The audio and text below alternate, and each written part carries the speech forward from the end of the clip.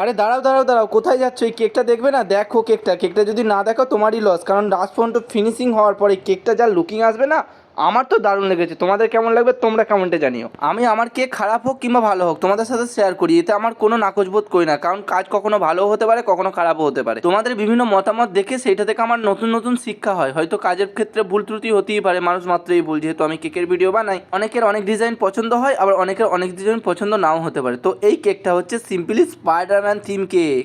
কিছুদিন আগে 2 পাউন্ড একটি স্পাইডারম্যান কেকের অর্ডার এসেছিল, সেটা কিভাবে বানিয়েছিলাম পুরো বৃত্তান্ত আমি কেকটির মধ্যেই তোমাদেরকে ভালোভাবে বুঝিয়ে বলে দিয়েছি। তো এই সেম প্রসেসে এই কেকটাও বানাচ্ছি। তো স্পাইডারম্যান নেটটা চকলেট ট্রুফল ইউজ করেই বানাই আমরা। ব্লু কেকটার নিচে যে চকলেটের বিল্ডিংয়ের মতো করে দিয়েছি, ওটা আমি চকলেট গার্নিশ ফেলে করে নিয়েছিলাম, আর নিচটা ভালো করে চকলেট ট্রুফল দিয়ে আইসিং করে নিলাম, যাতে কেকের লুকটা আরও ভালোভাবে ফুটে ওঠে।